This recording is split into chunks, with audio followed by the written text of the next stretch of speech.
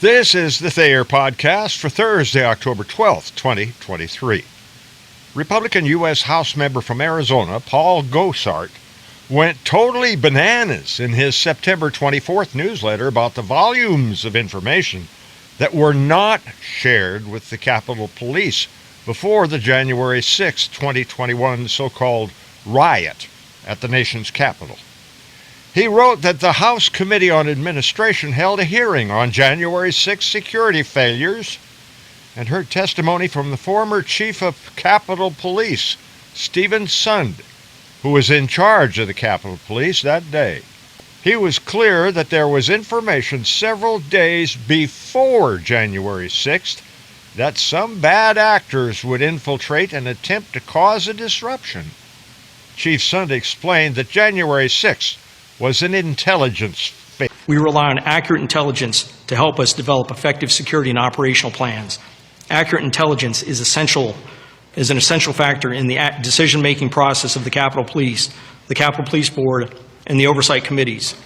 We now know that significant intelligence existed that individuals were plotting to storm the Capitol building, target lawmakers, and discussing shooting my officers. And yet no intel agencies or units sounded the alarm. We were blindsided. In other words, the FBI and other agencies had intelligence ahead of January 6th that some bad actors were planning to cause problems, but they did nothing about it and failed to tell the Capitol Police. Gets worse.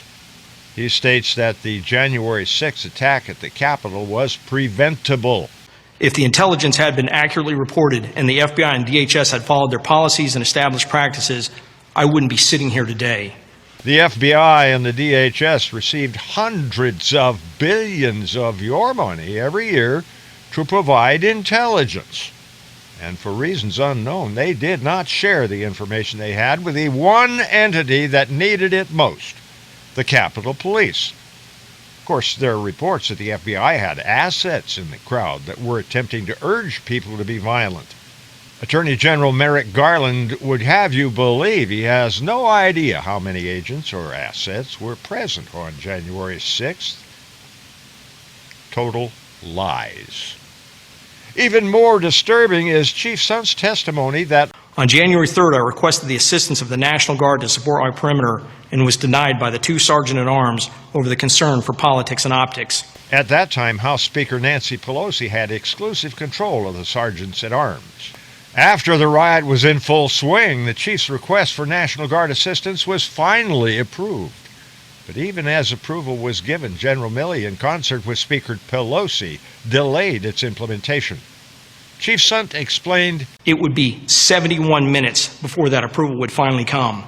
Between 12:58 and when I finally received approval for the National Guard at 2:09 p.m., I made 32 calls to coordinate support from my officers, including at least 11 frustrating calls to the Sergeant-at-Arms regarding my request for the National Guard. My calls to my partner law enforcement agencies resulted in hundreds of police officers from around the National Capital Region and as far away as New Jersey responding to assist. After I received approval to call in the National Guard, I then had to beg the Pentagon officials to send us help. I was repeatedly denied assistance. Why then has the whole deal been blamed on former American President Donald J. Trump? Maybe I'm just stupid, but I don't get it. Improvise, adapt, overcome, simplify.